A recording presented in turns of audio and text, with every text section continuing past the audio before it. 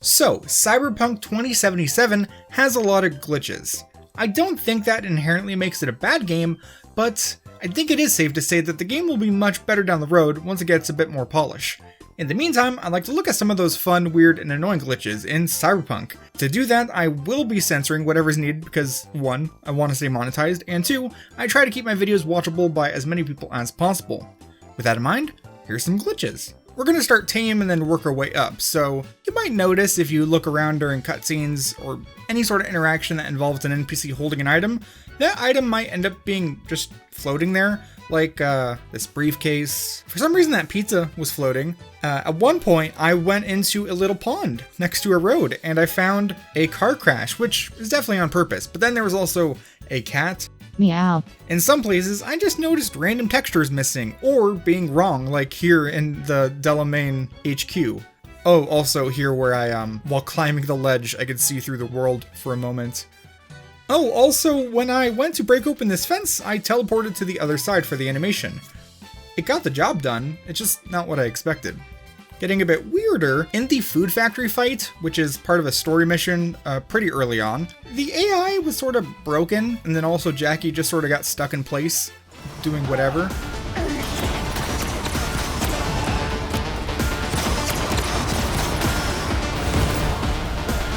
Let's get out of here. Later, in a mission in which Pan Am drives us straight into a firefight, I died multiple times because I'm bad at the game. And whenever I respawned in the driver's seat, which means I was looking out from inside Pan Am's skull. Also, ragdoll physics is a thing. It's weird because enemies that ragdoll from an explosion or a really heavy hit or something, but are still alive, can just get stuck. This also applies to civilians. Like, I accidentally knocked over the civilian, I was like, hey, what happens if I park on him? Turns out, nothing. He just sort of stares at you. And at one point, I was changing my sniper rifle's scope, and then it turned invisible, so I was just sort of awkwardly holding nothing. I got stuck in place more than one time. I just sort of got stuck, and yeah, I had to reload my save. At one point, I picked up this incapacitated enemy, walked them over away from their friends, you know, so I could be stealthy, and I just very carefully set her down, and she exploded. I think that kills the person. There was also this one point in a mission where I am fighting my way down a tower with Jackie, where this Arasaka officer just got like quantumly entangled with this elevator. He wouldn't move or fight back, and his body would teleport back to the elevator whenever it started moving. And at one point he just sort of spawned inside of one of the walls. It's very weird. Also crime, obviously bad, but crime spawns cops. And I mean that quite literally. They'll just spawn them right out of view. And even stranger, the cops will just disappear at some points, because like I turned around and they were literally gone. That makes no sense. Of course, as you'll see later on, I did a lot of jumping around because I like sort of exploring, and I realized that if you take fall damage near a cop, that counts as a crime, I guess? If you stand right in their face for long enough, they'll get aggressive, which is whatever. But yeah, if you just take fall damage, or I would assume any damage, but fall damage is easiest to replicate without actually using a weapon in front of them, I don't think that's how that should work at all. Vehicles are a surprisingly troubled part of the game. I don't think the physics on driving four-wheelers or two-wheelers is all that great, but also some of the stuff along with vehicles is odd. Like, you could summon your vehicle, which is pretty awesome. It'll autonomously drive to your location. But the thing is, at one point I summoned it right after getting out of fast travel, and it just sort of started rolling around the block away from me. Also, while I was watching what would happen if I summoned my vehicle while looking at it, in this case, it spawned through a solid wall and came out completely broken. Get in, loser, we're going shopping. If you drive near a plot-relevant area, they'll slow down your vehicle, but not stop it, so it's almost as if you're driving around with your parking brake on. So this part might be a bit difficult to explain, but vehicles are especially bad about how they're generated and kept track of in the game. The very distant, low level of detail cars just pop out of existence, and then the medium ones pop into existence. And if you turn away and then turn back, you'll notice that cars change model, make, and even just sort of disappear at random. Object permanence is the Object permanence is the understanding that objects continue to exist even when they cannot be seen, heard, or otherwise sensed. As if vehicles weren't enough, the slopes in the game, just slopes, are dangerous. Occasionally it's helpful. I was stealthing through this mission and randomly got a little bit of super speed after I walked down a small ledge, which is cool, but not so cool if you walk down a boulder or just against any sort of object that's not supposed to be walked on, even though it really totally should be. You could actually die, which is pretty dangerous and really frustrating. Completely randomly, I realized that if you walk against a slope, so like against this edge of the highway, you can actually pick up speed and go faster than a car.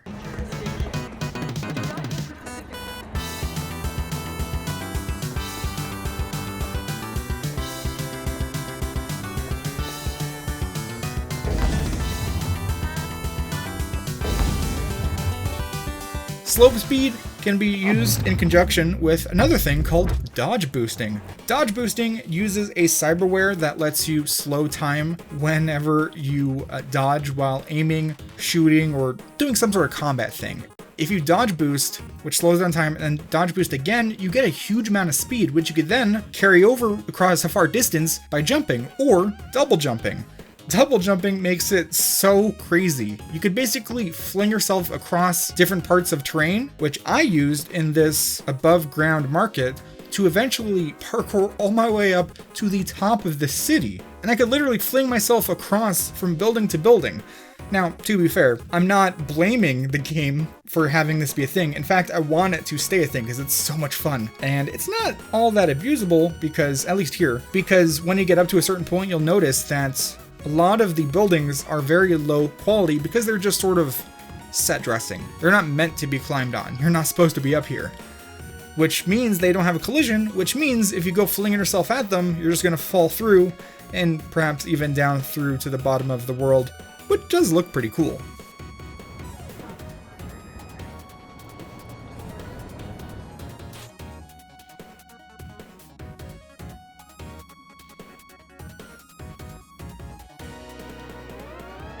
Over here though, I will mention that it turns out that if you start sprinting and then press crouch to do a slide, if you're in the slide animation, you will not take fall damage at all. You will still die to fall damage if you go do a slide, land somewhere, and then hit a solid wall.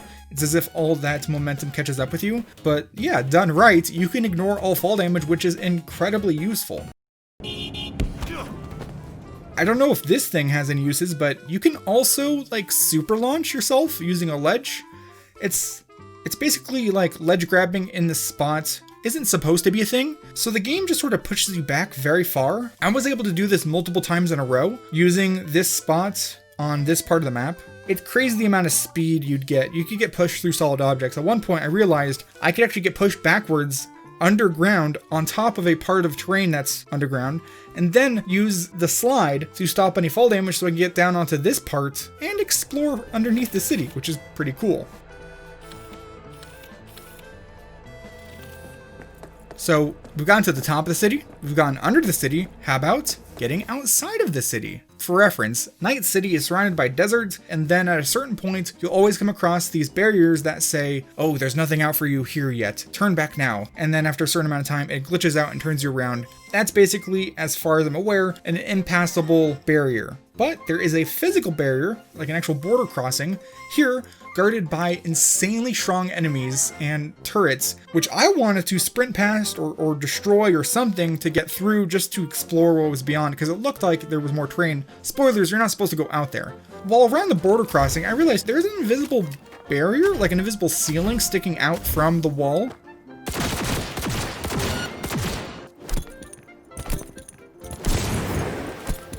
I was driving around and I randomly managed to pop my bike up and get onto that barrier.